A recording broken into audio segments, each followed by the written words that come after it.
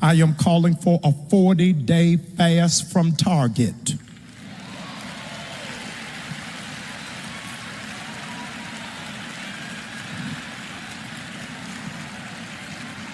Beginning on March the 5th, 100,000 conscientious Christians. You don't have to be black, Latino, Asian, white, 100,000. You're going to sign this commitment to be a part of this 40-day fast. 100,000 of you bare minimal. I'm asking you that after service, you'll go to targetfast.org. Come on, and if they start losing $29 million a day for 40 days, we will break the back of the system. I want to go on record that not only am I asking you to fast for 40 days from Target, I am telling you to sell all of your Target stock. I want the stock to go down because we are standing in righteous indignation against racism and sexism in this nation.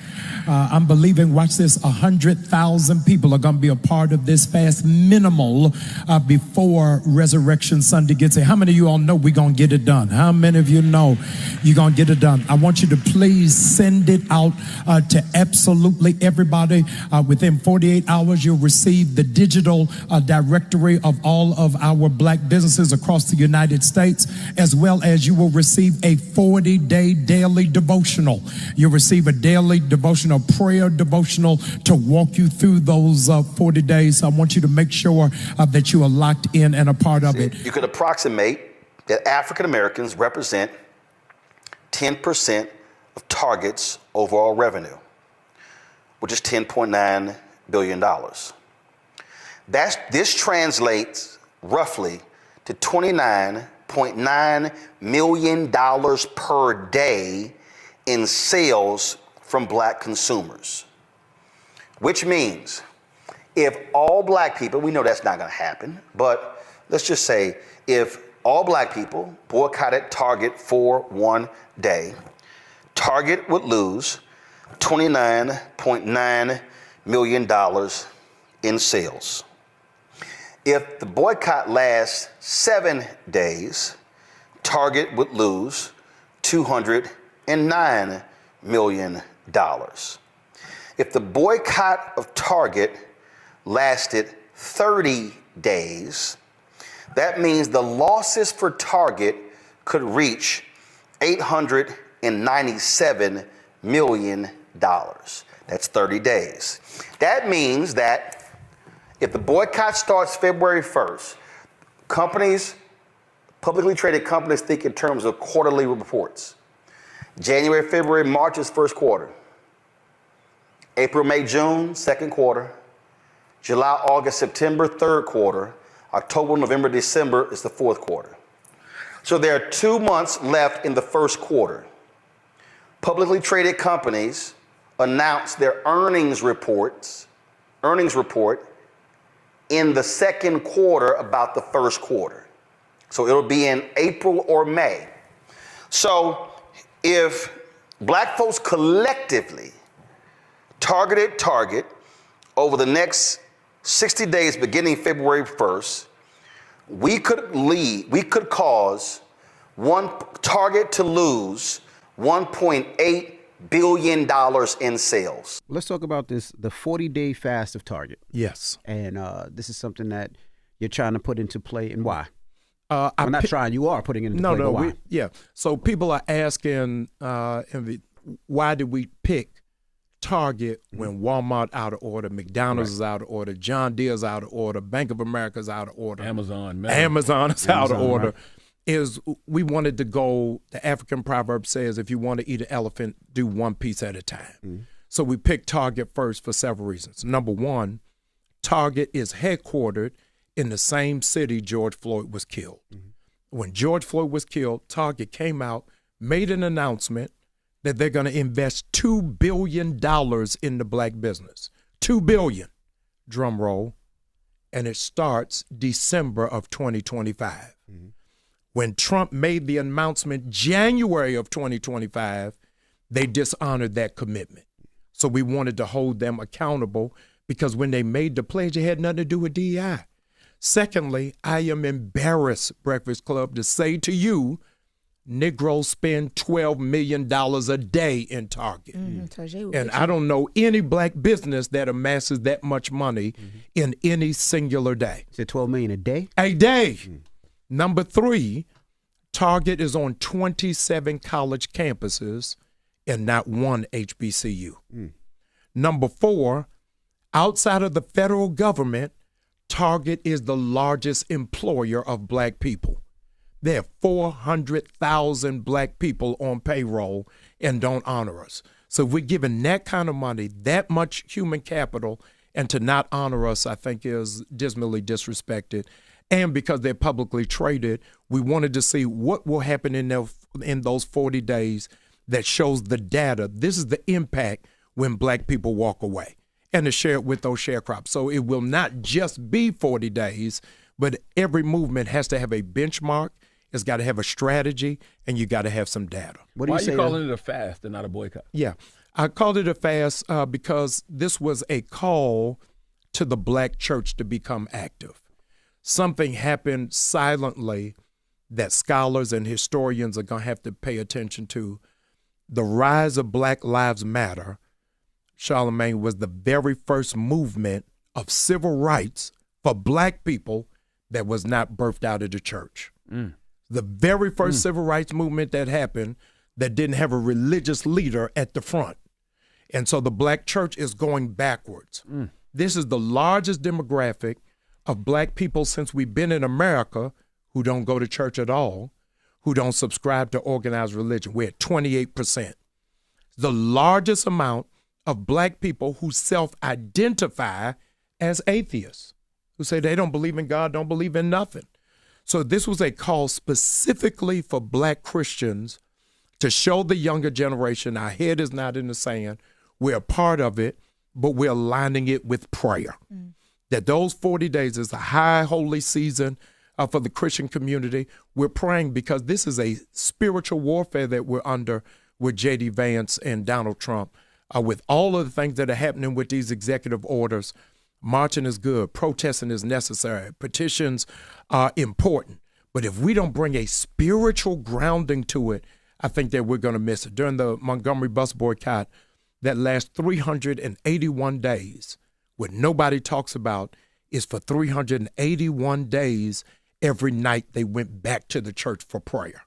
So I think that in the movement, you've got to have a faith entity intertwined in it in order for you to move forward. What do you say to some of the people that have black products in Target that they say that, because of this boycott, if a boycott happens and people are stopping to go to Target, that is going to affect their products even more? I know we had the co-founders of Rucker Roots on the Breakfast Club. We had the founder of the Lip Bar. Yeah. And they were saying that if people don't come into the store, which Target is their hugest manufacturer, their hugest buyer. So what happens to those products? Number one, the Lip Bar and all of those entities understand a new thing out called drop ship. You don't have to go in a physical store to help them. Because of that, in foresight, we partner with the U.S. Black Chamber of Commerce. So every person that goes to targetfast.org, within an hour, I send you a digital directory of 300,000 black businesses across the country. So we don't want those businesses to be adversely impacted. We want people to support them, but do it online. I can support the Lip Bar and not go into Target to do it. I can go online to do it. And so I think that as innovative and creative people as black people are, let's do it online. We do everything else online. So let's support them. And the 1,000 black vendors who are placed in Target, we're going to prominently place on the website so that you'll be able to find them quickly without any pause. I saw you. Okay.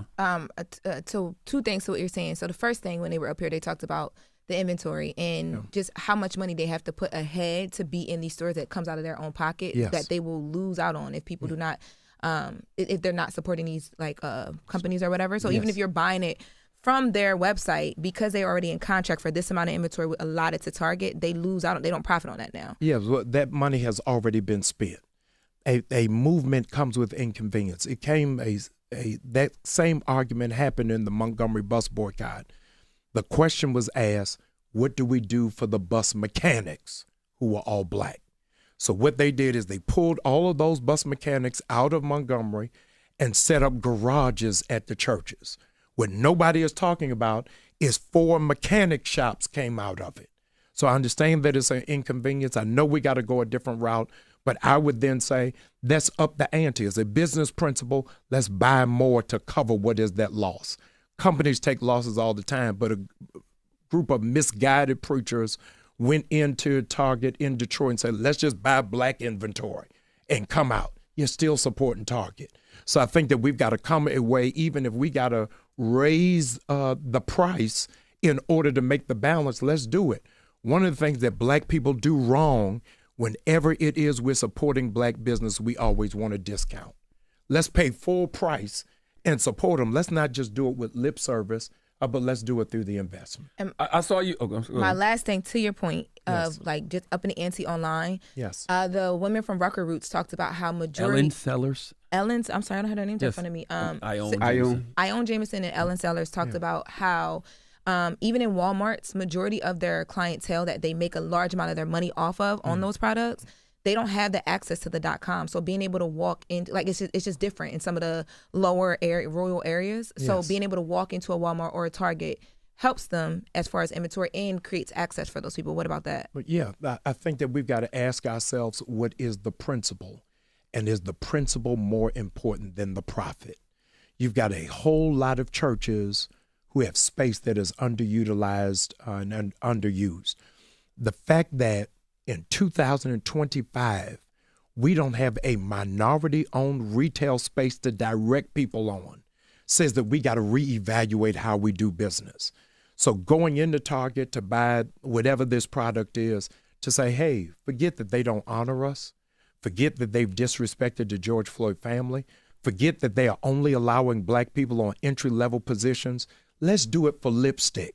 I think that we're losing the larger conversation. I want to see the sisters win. I want to see them do overwhelmingly well. But I think that we got to get into a room and figure out, how do we make it more accessible for those in rural areas?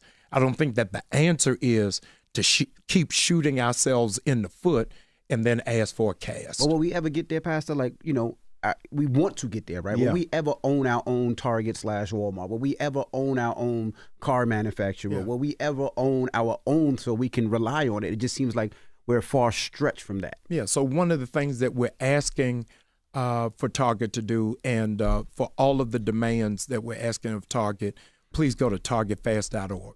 They're on 27 college campuses, but no HBCUs. Mm-hmm.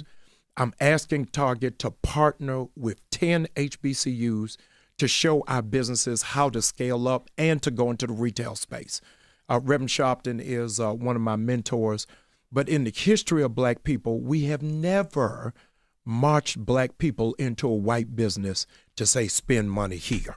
So we got to figure out how it is that we really reroute and redirect so that we can create an ecosystem for us to be able to do it. I think that is possible, but there's a plan that has to be afoot in order to make it done. I don't have any problem with the boycott, but I don't have a problem with the boycott either. I just feel like, people should do something. Agreed. If they're moved to do something. But I saw you repost the preachers who led their flock into the store to buy all of the black products. Why did you feel the need to speak out against that? Read the room. There's no way. But which room though, Pastor? Everybody room different. No. Read the living room. The Japanese proverb said the best room in the house is the room for improvement. You'll notice that it caught on nowhere. Mm-hmm. Nobody thought that was a good idea except for those I heard pastors. a lot of people talking about a boycott. Yeah. In Target? Yeah. I heard a lot of people saying that memo. I heard a lot of people saying go in there and buy all the black products. Yeah, don't do that. Don't do that. I think that there's got to be a different way that we redirect. I think, to my sister's point, how do we support these businesses? Mm-hmm. To Envy's point, we don't have a major retailer, but we're the most creative people. Y'all done brought everybody in here. Master P got on from selling from the trunk of his car. Mm-hmm. So I think that we got to be innovative and put a think tank together. Say, Magic Johnson, you bought all these movie theaters. In the concession stand, can I now buy lipstick? Right. I don't know the answer to it, but I think that we've got to figure out a way and figure out a path and figure out a tributary. Yeah, I just don't want us to make the same mistakes that our generations before us made. Meaning, like, people would knock Martin Luther King Jr. for his methods. Yes. And you know, different organizations would knock each other and say, no, we should be doing it this way. We should be doing it that way. Yes. It's just like, yo, as long as everybody's doing something, I feel like it all can be effective. In a sense, I'm going to meet you on the 50-yard line. Mm-hmm. If you got beef with somebody, me and you are friends, and you find out who you got beef with, I'm at dinner with. You're like, oh, man, I thought we was together. Oh, Charlamagne, don't worry about it. It was just cheesecake. Mm-hmm. We didn't even talk about you. Mm-hmm. You would look at me with a different kind of eye. Like, hey, man, if we in it together, how are you carousing with the person who is against me? And so I think that there's got to be a line in the sand of how it is that we stand without attacking each other. I think that's where the rubber hits the road. There can be many different paths. I spoke at a college last week in Michigan, and I asked them, who is the head of the LGBTQ movement? And all of these college students, nobody could answer it. And I said, do you all believe that LGBTQ has a movement? They said, yes. And I said, you don't know the head? I said, no. I said, that's the memo black people got to take. Have a movement without making one singular spokesperson. That what it is that we're doing can be rested on the back of the shoulder of one person being the leader. So the movement doesn't have to be just Sharpton or Jasmine Crockett or Maxine Waters, that all of us are moving towards that end, but it is not one entity against another. The reality is Malcolm X made Martin King a better leader because he questioned his philosophy and he had to defend it.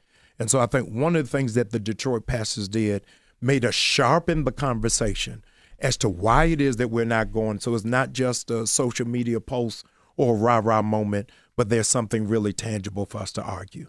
The reality is we are no longer arguing philosophies.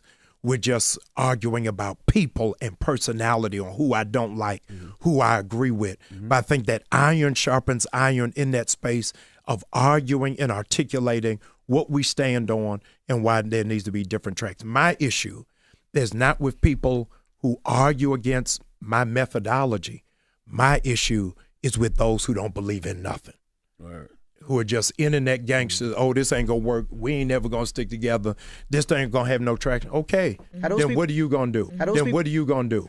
Where are you at now numbers wise? Because I know you were looking to get 100,000 people by this Wednesday the 5th when it starts, and you were at 70,000. We are at 110,000 people. Got you. Have come, and we did it before we ever got to the Breakfast Club. So now, y'all, we got to get to 150. We got to get to 150 because numbers is power. It was important for me to have tangible evidence of how many people are standing behind us, that is not just a post. It's not just likes and shares, but 100,000 people. I can press a button and send an email to say, hey, we outside in Target. Hey, we in Cincinnati, so that the people at Target know that we mean business, that is not just symbolism, but there's substance behind it. Well, how can people get behind you? Go to targetfast.org. It's just one word. There you'll see what is our list of demands. When it is that you sign up for Target Fast, I'm going to send you a digital directory to those 300,000 businesses. And even for those of you who don't go to church or watch online, I'm going to send you a daily prayer devotional so that you can stay focused, no pun intended, so you can stay on target for what it is that we're trying to get done.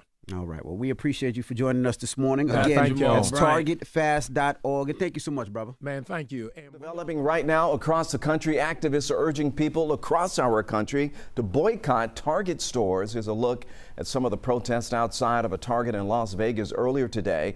The groups are speaking out against one of President Trump's executive orders that rolled back diversity, equity, and inclusion policies. They're also upset about Target's decision to end its own DEI initiatives. And those Target protesters are now being heard here in Georgia.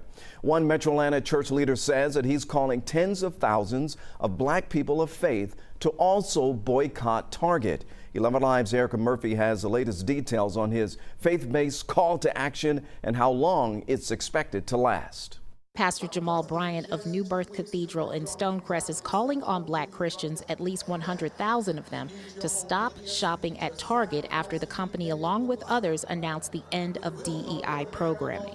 Black people spend $12 million a day from Target.